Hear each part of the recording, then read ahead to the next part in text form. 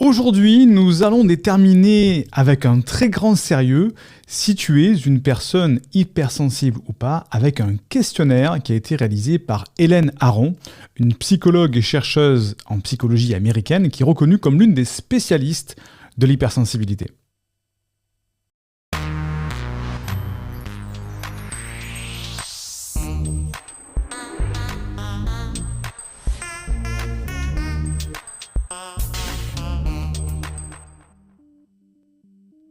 Je te souhaite la bienvenue à l'Université des hauts potentiels dans laquelle nous aidons les personnes avec un profil de haut potentiel à s'épanouir avec leur douance pour, je l'espère, co-créer un monde meilleur. Tu sais que tu peux dès à présent télécharger une première formation offerte pour apprendre à canaliser ton haut potentiel.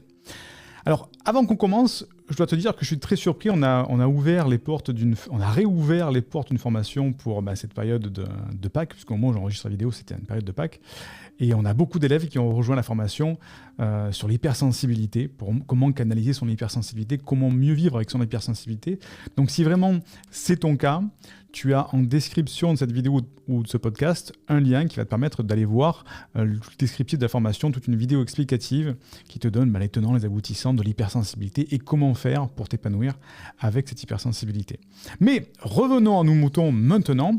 On va voir avec ce questionnaire très sérieux en exactement 23 questions. Un questionnaire de Hélène Aron. Hélène Aron, si tu ne la connais pas, c'est vraiment une psychologue qui a vraiment, on va dire, révélé l'hypersensibilité, mais qui a beaucoup travaillé sur l'hypersensibilité, qui a aussi participé à la rendre beaucoup plus publique, en tout cas. C'est un très bon travail. Donc, on va avoir 23 questions. Donc, je te recommande de prendre un papier et un stylo, de mettre la vidéo sur pause et de répondre à ces questions. C'est des questions très faciles, très simples. Tu vas voir, ça prend très peu de temps. Et ça va te permettre de déterminer si tu as vraiment un profil hypersensible ou pas. Alors, attention, comme tout questionnaire, il a ses limites. En 23 questions, on va juste survoler l'hypersensibilité, mais ça va déjà te mettre sur la bonne voie pour pouvoir confirmer, te dire, tiens, je suis pas fou, je suis pas folle, je suis peut-être hypersensible, je suis peut-être haut potentiel émotionnel, et peut-être qu'il faudrait que j'explore cette voie-là, si jamais j'ai des problèmes, j'ai un mal-être lié à ça. Donc c'est un moyen de te mettre sur la bonne voie, et pas de déterminer comme ça, avec une guillotine très tranchée, que tu es hypersensible ou pas, que tu es haut potentiel émotionnel ou pas. C'est juste pour te mettre sur la bonne voie, mais ça peut être très important. Donc, allons-y. Première question, est-ce que tu es conscient ou consciente des subtiles nuances de ton environnement ? Ce qu'on appelle par là les subtiles nuances de ton environnement, c'est-à-dire qu'est-ce que tu vas vraiment voir les choses de manière holistique et pas en surface. Tu vas pas juste voir une personne et communiquer de manière très superficielle. Est-ce que tu vas voir son fonctionnement, les émotions qu'il y a derrière, voir ce qui se passe dans une situation, comprendre les mécanismes sociaux. Est-ce que tu vois toutes les nuances de ton environnement ? Tu mets 1 point pour oui, tu mets 0 point pour non. N'hésite pas de mettre sur pause à chaque fois qu'il y a une question pour prendre le temps de répondre, c'est pas chronométré. Deuxième question, est-ce que l'humeur des autres te touche ? Est-ce que tu as une sorte d'hyper-empathie avec les émotions des autres ? Quand tu rentres dans une pièce et qu'une personne est en colère ou qu'une personne est triste, est-ce que tu ressens aussi cette colère, cette tristesse ? Et est-ce que ça te touche profondément ? Si c'est le cas, tu mets 1 point, sinon tu mets 0 point. Troisième question, est-ce que tu es très sensible à la douleur ? On parle de la douleur physique. Par exemple, ce que tu as. Alors il faut mettre des nuances, c'est parce que parfois on peut avoir des hypersensibilités à la douleur et d'autres moments avoir une hyposensibilité. Je te donne par exemple mon cas, j'ai une très grande hypersensibilité au froid. Le froid me fait vraiment mal, moi me baigner dans de l'eau glacée, c'est comme des lames de rasoir. Mais pourtant, je ne suis pas très sensible à la douleur. Mon échelle de la douleur est même au-dessus de la moyenne. Donc, est-ce que tu as des hypersensibilités à la douleur, même si elles sont isolées ? Si c'est le cas, tu mets 1 pour oui, 0 pour non. Est-ce que tu as besoin de te retirer pendant des journées frénétiques, soit dans une chambre obscurcie, soit dans un endroit où tu es vraiment susceptible d'être tranquille ? Est-ce que tu as besoin vraiment de moments de solitude, en fait ? Si c'est le cas, tu mets 1, sinon tu mets non. Donc solitude, c'est te retirer au calme pour un besoin de te ressourcer. Au calme, dans une pièce, dans un endroit, dans la nature, ça peut être. 5e question, est-ce que tu es particulièrement sensible aux effets des excitants comme par exemple la caféine ou la théine par exemple, si tu bois beaucoup de thé. Est-ce que ça a vraiment des effets sur toi? Est-ce que tu ressens de manière exacerbée ces effets-là? Je te donne mon cas, moi un petit verre, un petit ristretto café, je sens de suite les effets de la caféine, ça me booste de manière très intense, même au niveau psychologique. Alors bien sûr, si tu es un gros consommateur de café ou de thé, ben ça va s'amenuiser parce qu'il y a une sorte d'accoutumance. Mais voilà, de manière générale, est-ce que tu as une sensibilité aux effets de la caféine ou aux autres excitants? 1 pour oui, 0 pour non. 6e question, est-ce que tu es facilement terrassé par les lumières violentes, les odeurs fortes, les tissus qui ont certaines textures ou des sons très violents, enfin qui paraissent très violents. Donc est-ce que tu as une hypersensibilité sensorielle? Ça peut être un des sens comme tout est sens. Hein. Il faut que tu en aies au moins une d'hypersensibilité. Est-ce que ça peut être une hypersensibilité au niveau du toucher, de texture, une hypersensibilité au niveau de l'ouïe, une hypersensibilité olfactive? Est-ce que c'est le cas? Si c'est oui, 1, sinon 0. 7e question, est-ce que tu as une vie intérieure riche et complexe? Alors attention, hein, on va le préciser, une vie intérieure riche et complexe, c'est-à-dire que tu as une sorte de langage intérieur où tu te poses beaucoup de questions, tu es presque en train de faire une dissertation intérieure sur beaucoup de sujets, tu as une pensée qui peut partir dans ce qu'on appelle une pensée en arborescence, une idée en entraîne une autre, ainsi de suite, et tu as aussi une vie intérieure riche en termes d'émotions. Tu as beaucoup de nuances au niveau des émotions, dans les émotions positives, dans les émotions négatives. Bref, est-ce qu'intérieurement, tu te sens dans un bouillonnement intellectuel ou émotionnel? Si c'est le cas, tu mets 1 point, sinon tu mets 0 point. 8e question, est-ce que le bruit te dérange? Question aussi simple qu'efficace, est-ce que le bruit te dérange? Alors ça peut te déranger au niveau de l'intensité, c'est très désagréable, ou ça peut te déranger, c'est-à-dire que ça te fait, par exemple, ça te dissipe. Par exemple, tu es en train de travailler, et puis d'un coup, un bruit te fait penser à autre chose, et tu pars dans une autre idée, et tu n'arrives pas à te concentrer. Bref, est-ce que le bruit te dérange? Est-ce que tu as du mal à rester dans un environnement bruyant? 1 pour oui, 0 pour non. 9e question, est-ce que les arts et la musique suscitent chez toi une émotion profonde?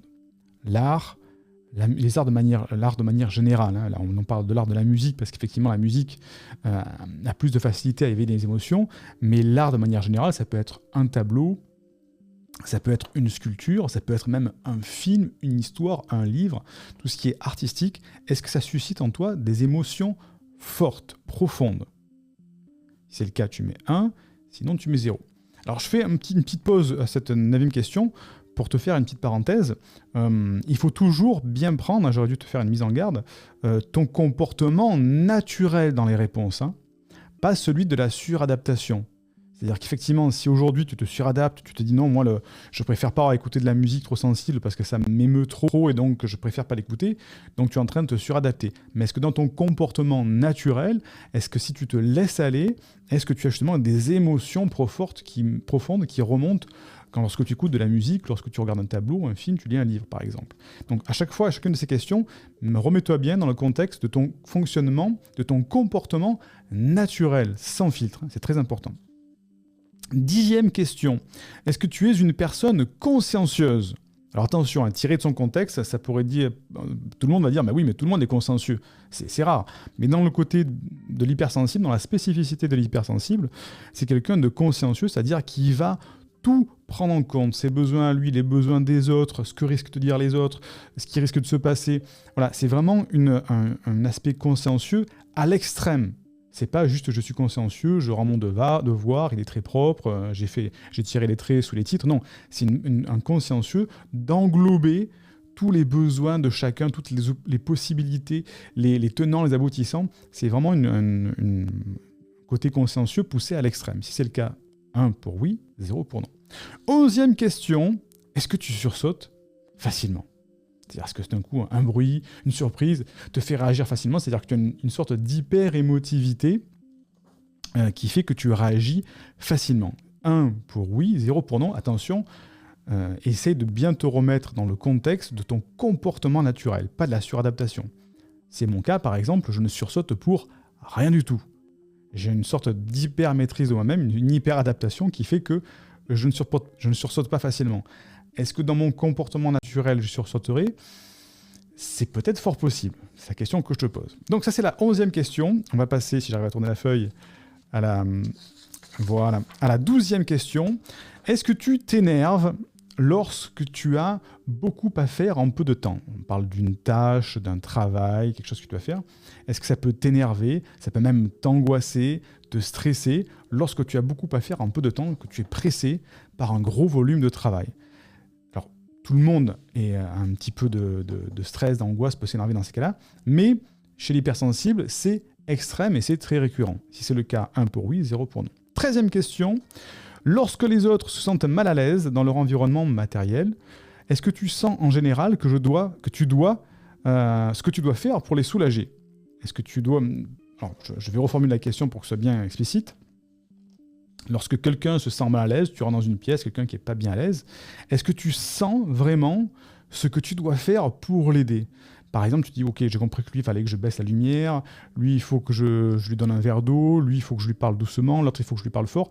Est-ce que tu ressens ces choses de manière, de manière naturelle ? Est-ce que tu as cette hyper-empathie à l'extrême qui fait que tu ressens mieux ce qu'a besoin une personne en face de toi, mieux qu'elle ne le ressent elle-même ? Si c'est le cas, tu mets 1, sinon tu mets 0.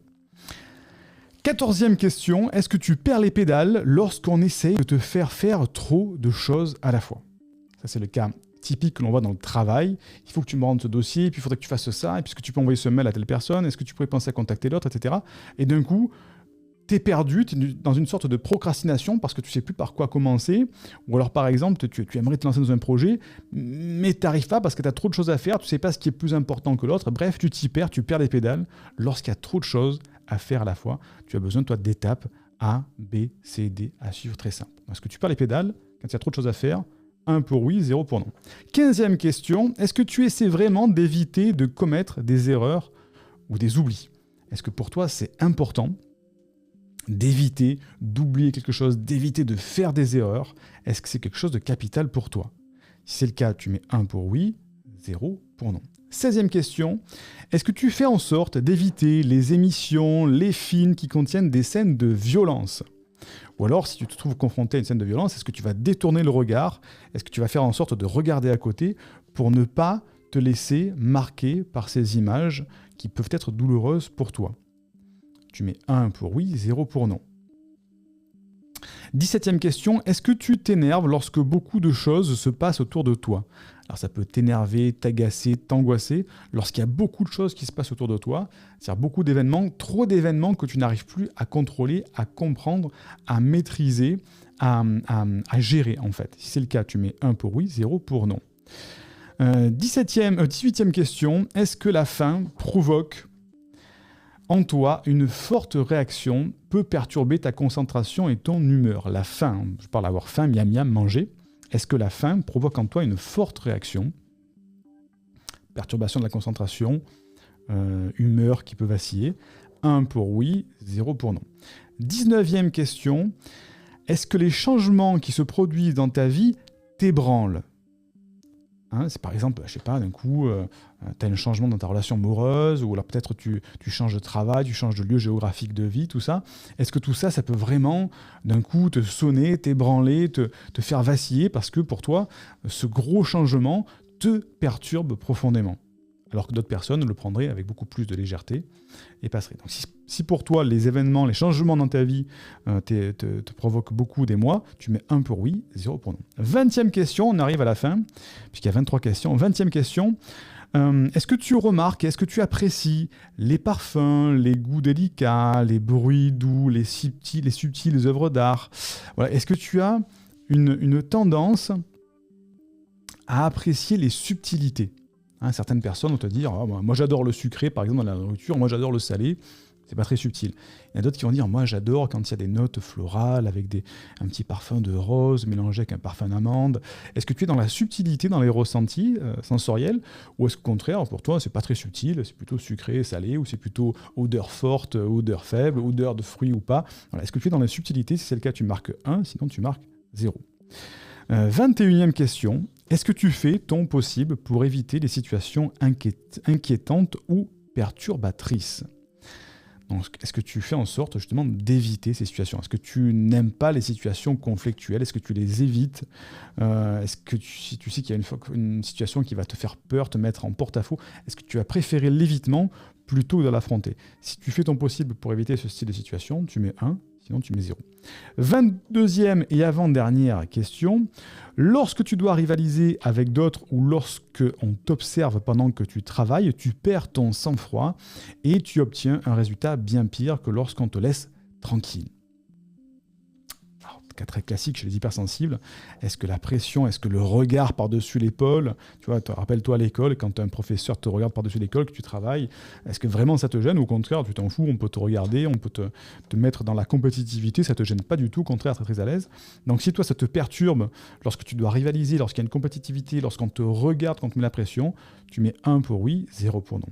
Et 23e et dernière question, lorsque tu étais enfant, est-ce que tes parents ou tes enseignants semblaient te considérer comme sensible ou comme timide aussi? Donc est-ce que tu as eu des échos de ton enfance ou est-ce que tu as des souvenirs de ton enfance où on te considérait comme quelqu'un de sensible ou comme quelqu'un de timide? Si c'est le cas, c'est 1 pour oui, 0 pour non. Je te laisse mettre la vidéo sur pause pour faire le total de tes points. Je te laisse même quelques secondes, puisque 23 questions, ça peut aller vite en faisant un petit calcul de tête. Et je vais te donner le résultat de ce questionnaire. Attention, ce n'est pas un test, c'est un questionnaire qui te permet de t'orienter.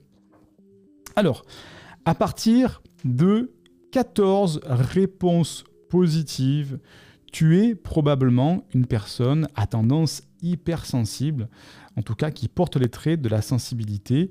Et donc, tu devrais t'intéresser à cette thématique-là. Donc, à partir de 14 réponses positives. Donc, ce qui ne veut pas dire que si tu as eu 13 réponses, tu n'es pas hypersensible du tout. Hein, c'est vraiment pour te mettre dans la direction d'une introspection sur l'hypersensibilité. Mais à partir de 14, ça veut dire que les traits de l'hypersensibilité sont très prégnants chez toi, sont très présents. Et donc, tu devrais réfléchir à étudier cette hypersensibilité pour voir si vraiment ce n'est pas ton cas, si vraiment tu n'as pas besoin de canaliser cette hypersensibilité. Donc à partir de 14 réponses positives, si tu as plus de 14, c'est de plus en plus évitant. Et si tu as 23 questions sur 23, effectivement, il y a de plus grandes chances que tu aies un profil hypersensible. Si tu as 13, 12 réponses, c'est moins suspicieux comme comportement, mais ça ne veut pas dire pour autant que tu n'as pas les traits d'hypersensibilité. Ce ne sont que 23 questions. On n'est pas dans comment on appelle ça, un test de dépistage psychologique qui te permet vraiment d'aller jusqu'au fond des choses. Donc, voilà ce petit test. C'est vraiment pour te mettre sur la voie.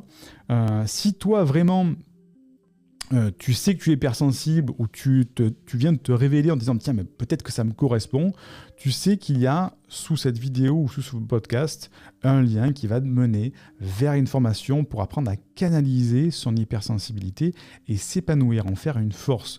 C'est une formation qui est en ligne, c'est en vidéo, tu y as un accès à vie, et jusqu'à lundi soir prochain, au moment où je tourne la vidéo, puisqu'on est en semaine de Pâques, eh bien, la formation est à un tarif extrêmement privilégié, et à partir de mardi soir prochain, le tarif repassera à un tarif public. Donc si vraiment tu sens que ça peut t'aider d'explorer cette hypersensibilité, tu as le lien en description. Tu cliques dessus, tu verras, il y a une vidéo qui va t'expliquer l'hypersensibilité, le contenu de la formation, les bénéfices que ça peut t'apporter. Et si tu sens que ça peut t'aider, c'est le bon moment d'en profiter, puisqu'effectivement, la formation est un tarif réduit, c'est le cas de le dire, pour fêter Pâques, on va dire. N'hésite pas à mettre un petit like pour cette vidéo, pour ce contenu qui est offert. Laisse un commentaire ou pose une question en commentaire et n'oublie pas, on est une communauté, on avance ensemble. L'éducation, c'est l'arme la plus puissante que l'on puisse utiliser pour changer le monde, c'est ce que disait Nelson Mandela. Si ça n'a pas marché pour toi jusqu'à présent, c'est peut-être que tu n'as pas le bon mode d'emploi de ta douance, de ta singularité. Donc, comme le disait Einstein, la folie, c'est de toujours faire la même chose et de s'attendre à un résultat différent. Que la force soit avec toi.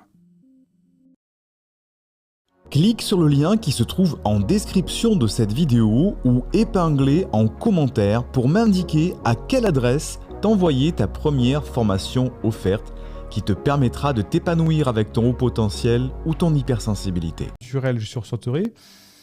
C'est peut-être fort possible. C'est la question que je te pose. Donc ça, c'est la 11e question. On va passer, si j'arrive à tourner la feuille, à la 12e question. Est-ce que tu t'énerves lorsque tu as beaucoup à faire en peu de temps? On parle d'une tâche, d'un travail, quelque chose que tu dois faire. Est-ce que ça peut t'énerver? Ça peut même t'angoisser, te stresser lorsque tu as beaucoup à faire en peu de temps, que tu es pressé par un gros volume de travail. Alors, tout le monde est un petit peu de stress, d'angoisse, peut s'énerver dans ces cas-là, mais chez l'hypersensible, c'est extrême et c'est très récurrent. Si c'est le cas, 1 pour oui, 0 pour non. 13e question. Lorsque les autres se sentent mal à l'aise dans leur environnement matériel, est-ce que tu sens en général ce que tu dois faire pour les soulager? Est-ce que tu dois... Alors, je vais reformuler la question pour que ce soit bien explicite. Lorsque quelqu'un se sent mal à l'aise, tu rentres dans une pièce, quelqu'un qui n'est pas bien à l'aise, est-ce que tu sens vraiment ce que tu dois faire pour l'aider? Par exemple, tu dis, ok, j'ai compris que lui, il fallait que je baisse la lumière, lui, il faut que je lui donne un verre d'eau, lui, il faut que je lui parle doucement, l'autre, il faut que je lui parle fort. Est-ce que tu ressens ces choses de manière, de manière naturelle? Est-ce que tu as cette hyper-empathie à l'extrême qui fait que tu ressens mieux ce qu'a besoin une personne en face de toi, mieux qu'elle ne le ressent elle-même? Si c'est le cas, tu mets 1, sinon tu mets 0. 14e question, est-ce que tu perds les pédales lorsqu'on essaye de te faire trop de choses à la fois? Ça, c'est le cas typique que l'on voit dans le travail. Il faut que tu me rendes ce dossier, puis il faudrait que tu fasses ça, et puis est-ce que tu peux envoyer ce mail à telle personne, est-ce que tu pourrais penser à contacter l'autre, etc. Et d'un coup, t'es perdu, t'es dans une sorte de procrastination parce que tu sais plus par quoi commencer. Ou alors, par exemple, tu aimerais te lancer dans un projet, mais tu n'arrives pas parce que tu as trop de choses à faire, tu sais pas ce qui est plus important que l'autre. Bref, tu t'y perds, tu perds les pédales lorsqu'il y a trop de choses à faire à la fois. Tu as besoin, toi, d'étapes A, B, C, D à suivre très simple. Est-ce que tu perds les pédales quand il y a trop de choses à faire? 1 pour oui, 0 pour non. 15e question, est-ce que tu essaies vraiment d'éviter de commettre des erreurs ou des oublis? Est-ce que pour toi, c'est important d'éviter d'oublier quelque chose, d'éviter de faire des erreurs? Est-ce que c'est quelque chose de capital pour toi? Si c'est le cas, tu mets 1 pour oui, 0 pour non. 16e question, est-ce que tu fais en sorte d'éviter les émissions, les films qui contiennent des scènes de violence? Ou alors, si tu te trouves confronté à une scène de violence, est-ce que tu vas détourner le regard? Est-ce que tu vas faire en sorte de regarder à côté pour ne pas te laisser marquer par ces images qui peuvent être douloureuses pour toi? Tu mets 1 pour oui, 0 pour non.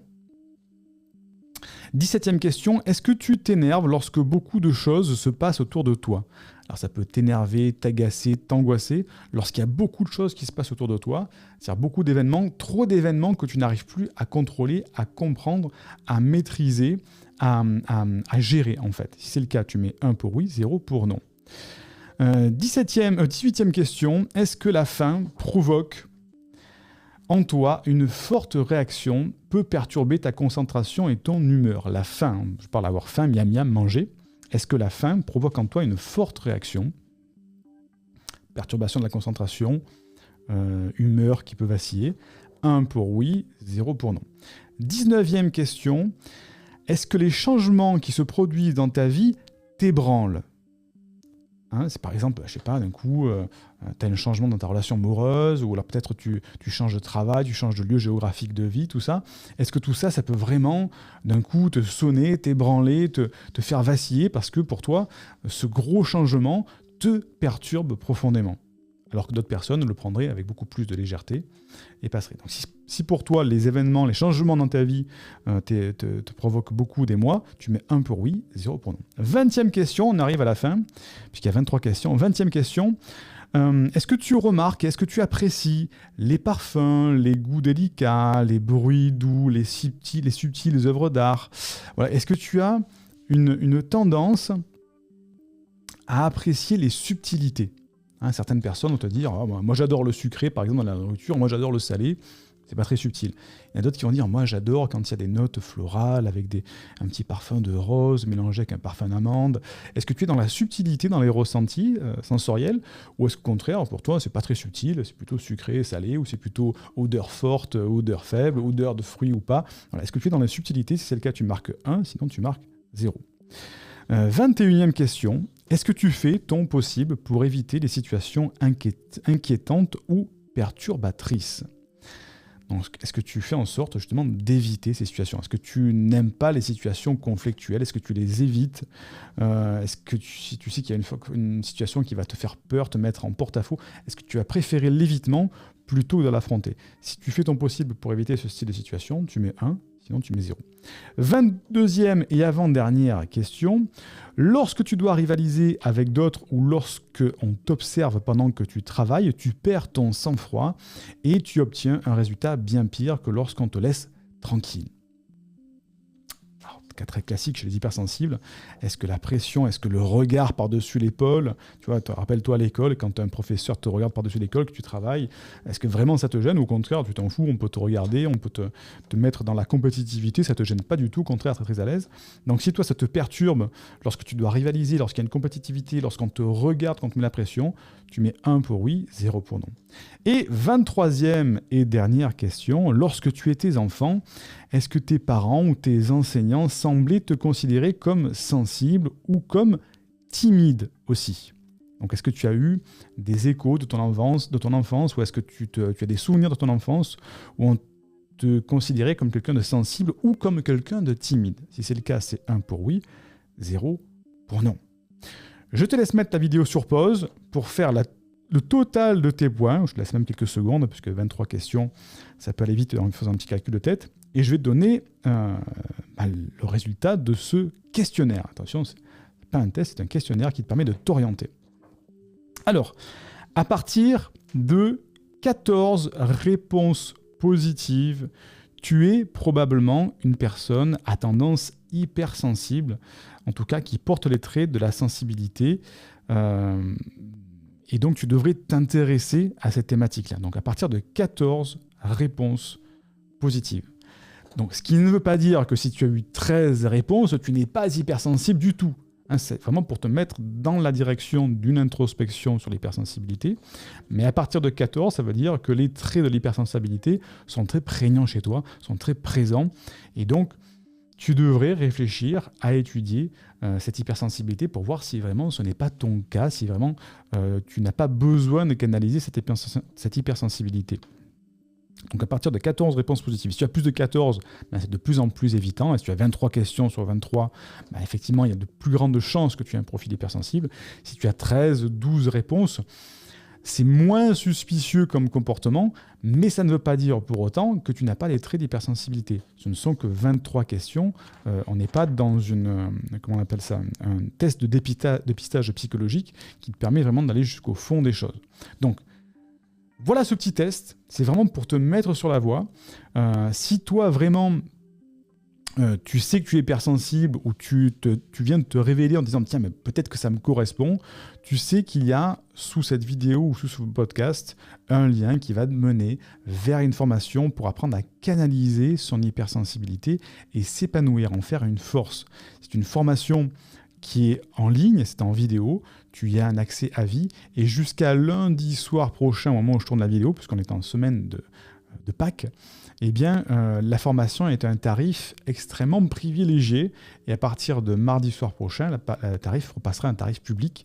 Donc si vraiment tu sens que ça peut t'aider d'explorer cette hypersensibilité, tu as le lien en description. Tu cliques dessus, tu verras, il y a une vidéo qui va t'expliquer l'hypersensibilité, le contenu de la formation, les bénéfices que ça peut t'apporter. Et si tu sens que ça peut t'aider, c'est le bon moment d'en profiter, puisqu'effectivement, la formation est un tarif réduit, c'est le cas de le dire, pour fêter Pâques, on va dire. N'hésite pas à mettre un petit like pour cette vidéo, pour ce contenu qui est offert. Laisse un commentaire ou pose une question en commentaire et n'oublie pas, on est une communauté, on avance ensemble. L'éducation, c'est l'arme la plus puissante que l'on puisse utiliser pour changer le monde, c'est ce que disait Nelson Mandela. Si ça n'a pas marché pour toi jusqu'à présent, c'est peut-être que tu n'as pas le bon mode d'emploi de ta douance, de ta singularité. Donc, comme le disait Einstein, la folie, c'est de toujours faire la même chose et de s'attendre à un résultat différent. Que la force soit avec toi. Clique sur le lien qui se trouve en description de cette vidéo ou épinglé en commentaire pour m'indiquer à quelle adresse t'envoyer ta première formation offerte qui te permettra de t'épanouir avec ton haut potentiel ou ton hypersensibilité.